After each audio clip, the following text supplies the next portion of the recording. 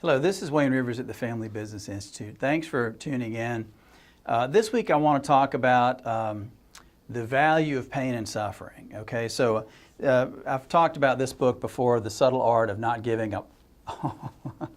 Yeah, I almost said it.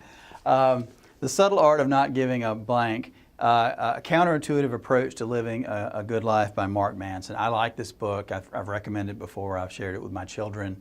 And I actually subscribe to his blog, which I think is sort of some counterintuitive, I think he used that word, counterintuitive wisdom that I pretty much like.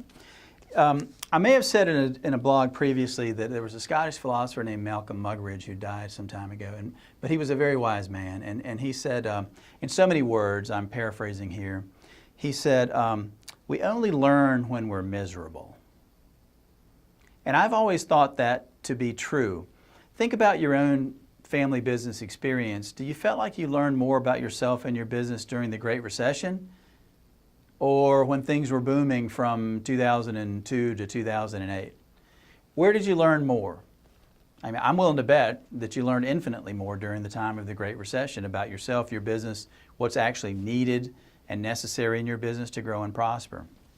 And Mark Manson makes that point with respect to the greatest generation, the World War II generation. And he talks about a psychologist who studied people who came back from the Great War, and obviously these people had seen things that, man, they couldn't have imagined when they left the farm, right? But their wartime experiences had actually caused them to become better, more responsible, and even happier people. They described themselves sort of in before and after context. Before, they'd been ungrateful and unappreciative of their loved ones, lazy and consumed by petty problems, entitled to all they'd been given. After the war, they felt more confident, more sure of themselves, more grateful, and unfazed by life's trivialities and petty annoyances. Well, you can see that. That makes perfect sense if you're living through life and death situations on a daily basis. All the little things tend to go away. And I was thinking about this in the context of my own children and this millennial generation that's coming along that so many employers struggle with, where these kids are, as described, they're entitled, they're unappreciative, and those kinds of things. But Manson goes on and he says that fear and anxiety and sadness are not undesirable or unhelpful states of mind.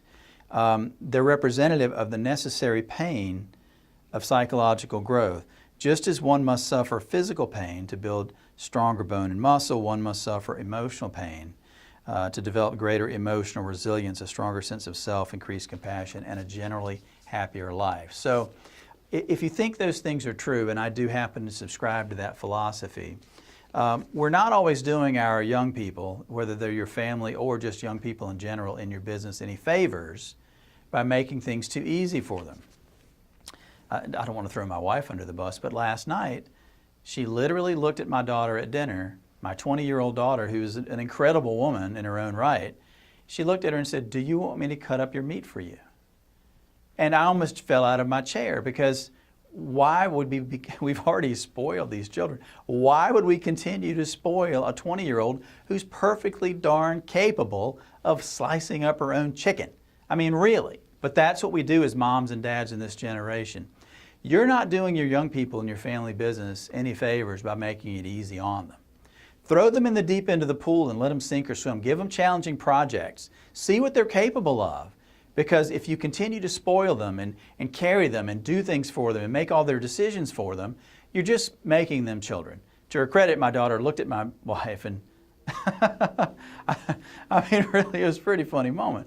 But anyhow, the point of all this is we only learn when we're miserable. So make your people miserable by giving them challenging projects and pushing them a little bit so they'll realize their own potential. It'll be a huge benefit for you. It'll be a much bigger benefit for them. This is Wayne Rivers at the Family Business Institute. Thank you.